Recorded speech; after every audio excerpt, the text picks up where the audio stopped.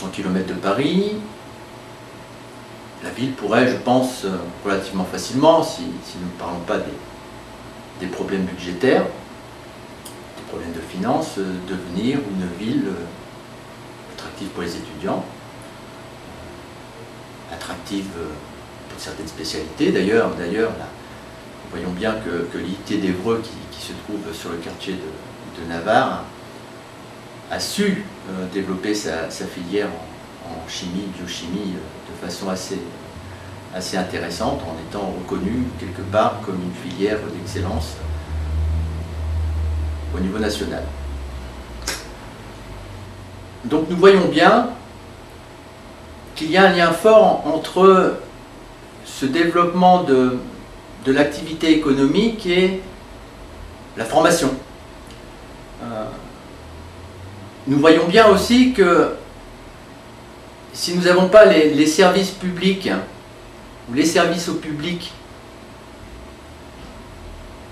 suffisamment cohérents et adaptés à la besoin des entreprises ou des étudiants, tout simplement, la ville ne peut pas se développer.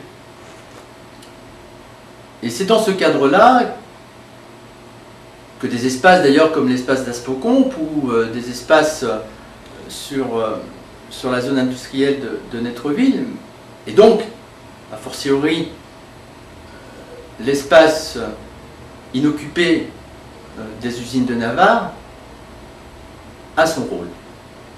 Et un rôle très important. Parce que déjà, en tant que vert et écologiste, je pense que l'avenir appartient aux villes qui vont savoir générer de nouvelles activités, une nouvelle forme d'économie, des municipalités qui vont être novatrices, qui ne vont pas seulement se limiter à un regard budgétaire pour la gestion de la ville, qui vont se projeter à 10 ou 20 ans. Moi, certainement, dans 20 ans, je ne ferai plus de politique, mais une chose est certaine, c'est qu'on doit, nous, commencer à poser les premiers jalons. C'est pas simple. C'est pas simple d'en parler à tous ces citoyens qui sont en souffrance. C'est pas simple aussi non plus d'en parler à ceux qui sont financièrement un petit peu plus aisés, qui finalement se sentent très bien dans la ville d'Évreux. Ce n'est pas simple non plus d'en parler aux commerçants, d'en parler sur une nouvelle perception de la fonction d'un centre-ville, de son périmètre, de ses activités.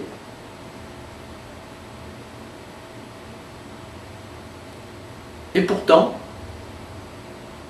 je pense qu'il y a un secteur dans lequel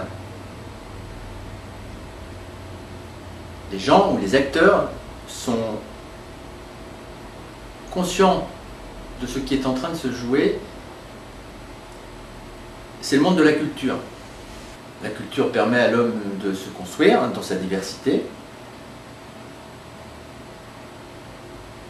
La culture permet de vivre ensemble.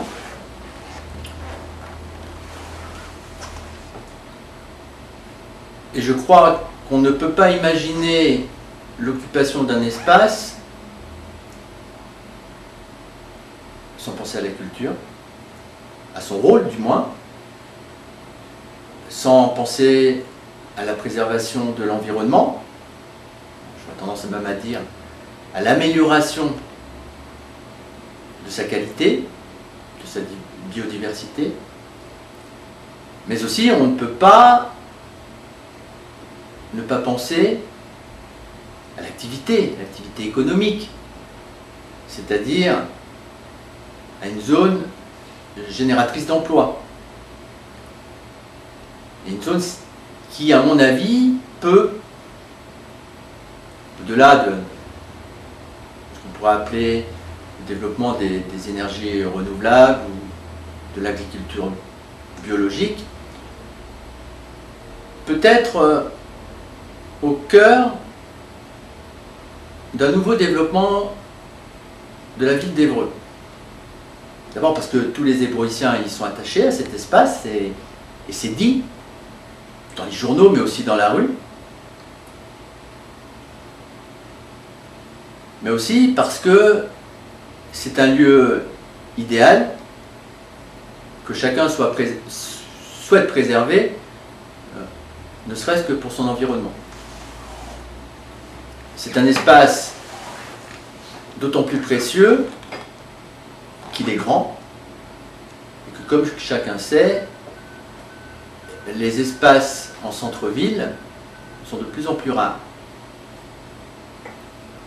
On a souvent tendance, quand je dis on, les hommes politiques, ont souvent tendance à imaginer la ville aujourd'hui comme un lieu d'habitation. Alors si je le dis, c'est parce que chacun le constate tous les jours. On voit fleurir les zones artisanales, les zones commerciales, les zones industrielles, en périphérie des villes. On amène d'ailleurs aussi la population à plutôt vivre à l'extérieur de la ville, dans des petits villages.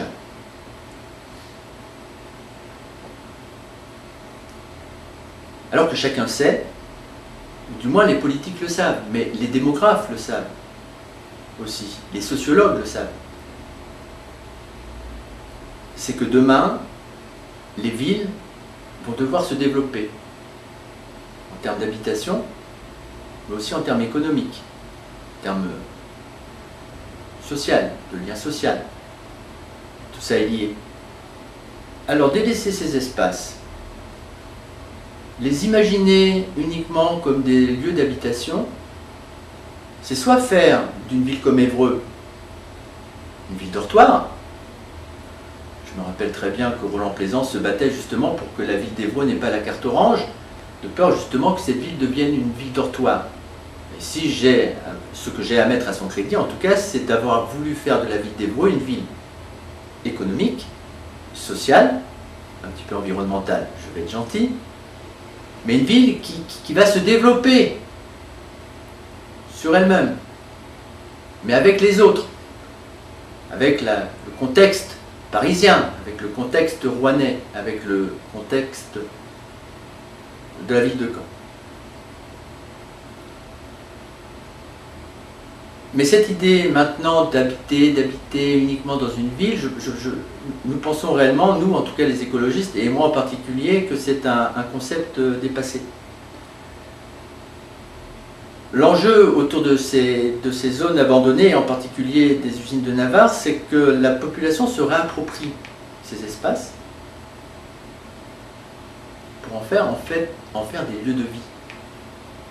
Des lieux d'habitation, des lieux d'activité économique, des lieux culturels.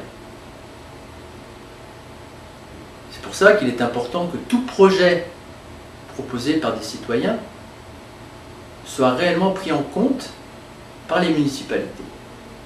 Un projet culturel sur les usines de Navarre paraît à la base incontournable.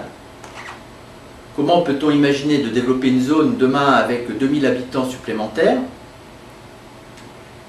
sur un quartier qui en compte à peu près 7000, sans imaginer ce que moi j'appelle en tout cas des services au public, et en particulier un service culturel. Mais le service culturel, ce n'est pas uniquement faire un petit spectacle de temps en temps, c'est amener la population à s'investir dans une réflexion, à s'investir dans une histoire, dans une mémoire, dans un futur.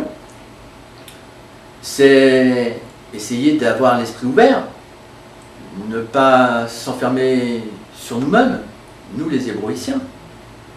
Ne pas oublier que nous vivons à côté d'une grande ville qui s'appelle Paris, j'insiste encore, et à côté d'autres villes, qui sont d'ailleurs en souffrance aussi, mais la vallée de la Seine est là.